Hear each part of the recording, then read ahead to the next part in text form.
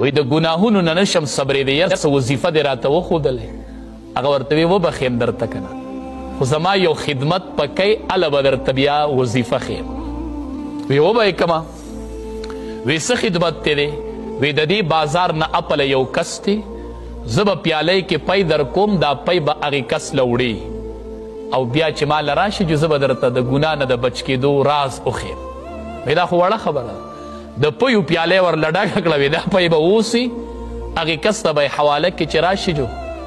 راز به درته وښیم چې د ګناه نه به ځان څنګه بچ کړې ده وی ټیک ده چې روانېده وی صبر وکړه یوه خبره به بله وي یو کس یې ورسره بل ملګری کو وی کو ده دا پی توی کړل په لاره باندې ډکه پیالۍ وه د پیو وی که په لاره تې پی توی شو نو په ډک بازار کې به د خلکو په مخ کې یو دوه څپېړي ووایي وی دا شرط په ورسره وي چې تویی به تم نه وی ټیک ته نو بل کس یې ورسره ملګری کو هغه هغه پی روغ ورسول هغې کس له واپس راغی دی عالم ته وی یاره اوس راته د ګناه نه د بچ کېدو څه راز وښیه د عالم ورته وی په بازار چې تېرېدلې څو زنانه ورته دې وکتل وی یوې ته مې نن نه دي کتلي وی ولې دې نه دي کتلي وی دې فکر کې ومه چې که دې بازار کې رانه پی توی شي او دې مې د خلکو په مخ کې دوه څپېړې وي او ټول بازار راته ګوري نو د دې رسوایۍ نه یېرېدم نو زنانو ته مې نه دي کتلي پیو ته مې کتل هغه عالم ورته وایي وی چې د دې رسوایۍ نه یېرېدې چې بازار کې به مې دوه څپېړې ووي قیامت کې به دا ټول مخلوق جمع او الله به دې د ټول مخلوق په مخ کې رسوا کړي د هغې رسوایۍ نه یېرېږي هغه وی پوه شوم بس د نن نه پخوا به ما نه ګناه نه کېږي نن ته د خلقو د رسوایۍ نه یېرېږي چې دوه څپېړې به مې ووایي او دا فکر نشته دی چې د ټولې دنیا خلق به ولاړ او هلته به مې ګناه ښکاره شي او رسوا به مې نو نظرونه ښکته ساتئ حدیث مبارک کې راځي صحابه کرام یو جهاد له روان رومیان چې کله خبر شول چې صحابه کرام را روان دي نو وی د صحابو سره د الله امداد وي دا تې ختمو وی څه چل به وکړو مشوره یې وکړله وی زنانه به ورته سنبال کو لارو ته به یې روباسو زنانه یې سنبال کړلې احادیثو کې راځي نیم وجودونه یې ورلم بربند کړل او چې تاسو به لارو کې ودرېږئ چې کله دا صحابه کرام راشي دوی به په تاسو نظر ورواچي نو د الله امداد به تېنه ختم شي او چې جهاد له راوتي دي د کورونو نه یې ورځ په بار ایستلي دي نو زنانو ته به یې رغبت ډېري چې کله بازار ته رانږدې شول امیر المؤمنین د صحابه کرامو کوم چې صحابه کرامو د لښکر امیر و هغه چې بازار ته رانږدې شو وی قل للمؤمنین یغضوا ابصارهم قرآن کې آیات ته قل للمؤمنین ای زما حبیب دی مومنانو ته ووایه یغضوا ابصارهم چې نظرونه دې ښکته کي نو د لښکر امیر دا آیات ولوست وی نظرونه ښکته کوي د الله حکم دی صحابه کرامو سرونه ښکته کړل او په بازار تیر علما وایي چې کله مدینې منورې ته رالل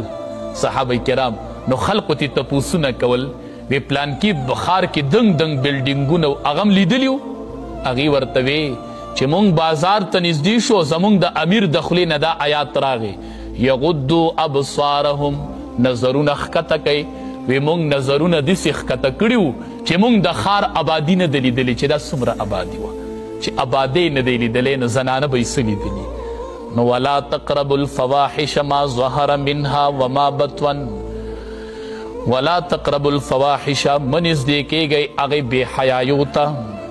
ما هغه بې حیایي ظهر منها چې هغه څرګنده وي او ښکاره وي ښکاره بې حیایو ته هم مه نږدې کیږئ وما بطن او مه نږدې کیږئ هغې بې حیایو ته چې هغه پټه وي ولا تقتلوا النفس التي مه وجنئ نفس هغه حرم الله چې الله حرام کړی دی وجل د هغه په تاسو باندې الا بالحق مگر په حق سره یو مسلمان ته د بل مسلمان د وجلو اجازت نشته دی الا بالحق مگر په حق سره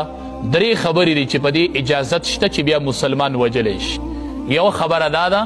چې کله دیر شادي شدی او د زنا وکړله